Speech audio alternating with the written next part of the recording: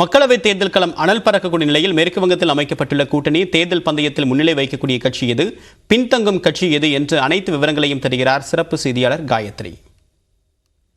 2024 மக்களவைத் தேர்தலை பொறுத்த மட்டும் பிற மாநிலங்களை எடுத்து நம்ம தொடர்ந்து பார்த்துட்டு இருக்கோம். அதுல மேற்கு வங்கத்திற்கும் ஒரு முக்கிய பங்கு இருக்கிறது. ஏன்னா அதிகப்படியான உறுப்பினர்களை நாடாளுமன்றத்திற்கு குறுக்கக்கூடிய மாநிலங்கள்ல 3வது பெரிய மாநிலமாக இருக்கிறது.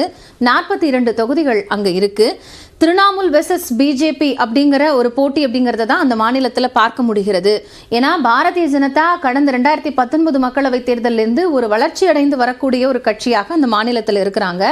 கிட்டத்தட்ட 2019 மேற்கு வங்கத்துல 2வது இடத்துக்கு பாரதிய ஜனதா வந்திருந்தாங்க. இந்தியா பிளாக் தரப்பிலிருந்து இந்தியா காங்கிரஸ் மற்றும் இடதுசாரி கூட்டணி அமைந்தாலும் கூட அங்க இருக்கக்கூடிய இந்த திரிணாமுல் வெர்சஸ் பிஜேபி அப்படிங்கிறது தான் முக்கியத்துவம் பெறுகிறது. 2014 வெறும் 17% வாக்குகளை பெற்றிருந்த பாஜக 2019 பெற்ற வாக்கு வங்கி அப்படிங்கிறது ஆச்சரியமூட்டக்கூடியதாக இருந்தது. 2019 இந்த கட்சிகள் ஒட்டுமொத்தமாக பெற்ற வாக்கு சதவீதம்னு பார்த்தோம்னா திரிணாமுல் காங்கிரஸ் 22 இடங்களில் வெற்றி பெற்று 43.3 விழுக்காடு, பாஜக 18 இடங்களை கைப்பற்றி 40.7, 2 இடங்களில் வெற்றி பெற்றிருந்த காங்கிரஸ் 5.67% வாக்கு வங்கியை பெற்றிருந்தாங்க. ஸோ காங்கிரஸுக்கு இந்த முறை இந்த களம் அப்படிங்கிறது எந்த அளவுக்கு சாதகமாக இருக்கும் அப்படிங்கிறத நம்ம பொறுத்திருந்து தான் பார்க்கணும். இங்கே முக்கியமாக இருக்கக்கூடிய பகுதிகள் அதனுடைய வாக்கு வங்கி நம்ம பார்த்தோம்னா மாநிலத்திலேயே வடக்கு தென்மண்டல பகுதிகள் அதிகம் கவனம் பெறக்கூடியதாக இருக்கிறது. அதுலேயும் நார்த் பெங்காலில் இருக்கக்கூடிய இந்த ஜல்பைகுரி அப்படிங்கிறது பாரதிய ஜனதாவிற்கு பலம் வாய்ந்த ஒரு பகுதியாக இருக்கிறது. ஸோ அந்த வாக்கு வங்கி எதிர்நோக்கி பிஜேபி இருக்காங்க.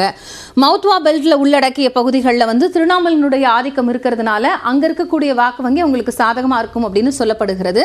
அதே மாதிரி பழங்குடியினருடைய வாக்கு வங்கி அப்படின்னு நம்ம பார்க்கும் பொழுது அதிகமாக இருக்கிறது மிட்னாப்பூர் மண்டலம். கிட்டத்தட்ட 8 எம்பிக்கள் வந்து அந்த பகுதியிலேருந்து கிடைக்கிறாங்க. அதனால 8ல் 5ல் கடந்த முறை பாஜக வெற்றி பெற்றதுனால அதனுடைய கவனம் அப்படிங்கிறது அந்த 5 தொகுதிகளில் இருக்கிறது. 3 தொகுதிகளில் திரிணாமுலுக்கு ஒரு பெரிய பேஸ் ஸ்டேஷன் இருக்கு. இருந்தாலும் கூட சமீபத்தில் நடந்த அந்த பழங்குடியின பெண் பாலியல் வன்புணர்வு சம்பவத்தில் கைது நடவடிக்கை அப்படிங்கிறது திரிணாமுலுக்கு ஒரு பாதகமான அம்சத்தை கொடுத்திருக்கு அப்படிங்கிறதையும் கவனம் கொள்ள வேண்டியதாக இருக்கிறது.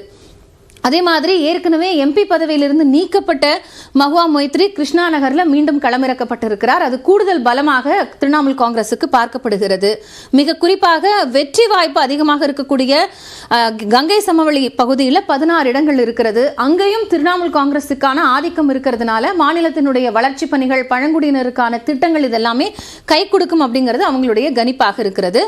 அதே மாதிரி இஸ்லாமியர்களோட வாக்கு வங்கியை முழுமையா வந்து பாஜக குறி வச்சிருக்கிறாங்க. குறிப்பா சொல்லணும், முர்ஷிதாபாத்ல மட்டும் 47 லட்சம் முஸ்லிம் வாக்காளர்கள் இருக்கிறாங்க. சோ அந்த வாக்கு வங்கி இவங்களுக்கு சாதகமா இருக்கும்னு சொல்லப்பட்டாலும் சிஏஏ கொண்டு வந்தது இஸ்லாமியர்கள் கிட்ட ஒரு அதிருப்தி ஏற்படுத்தி இருக்கிறதுனால அது டிஎம்சிக்கு சாதகமா மாறுங்கிற ஒரு போக்கும் இருக்கிறது. அதே மாதிரி அதே சிஏஏவை பயன்படுத்தி தேர்தல் உத்தியை எப்படி வந்து உடைக்கலாங்கிறதுல மம்தா கவனம் செலுத்துறதுனால அது திரிணாமுல் காங்கிரசுக்கு சாதகமாக இருக்கும்னு சொல்லப்படுகிறது. இதெல்லாம் தாண்டி திரிணாமுல் காங்கிரஸ் உண்மையிலே வந்து பாரதிய ஜனதாவிற்கு சாதகமான ஒரு கட்சியாக மாறி வருகிறதாங்கிற கேள்வி எதிர்க்கட்சிகள் முன்வைக்கிறாங்க. பெரிய அளவிலான எதிர்ப்புகள் இல்லாதது கூட அங்க வந்து எது போன்ற ஒரு தாக்கத்தை ஏற்படுத்தும். உண்மையிலே வந்து கருத்து கணிப்புகள் அடிப்படையில் இது மாறுமாங்கிறத நம்ம பொறுத்திருந்து தான் பார்க்கணும்.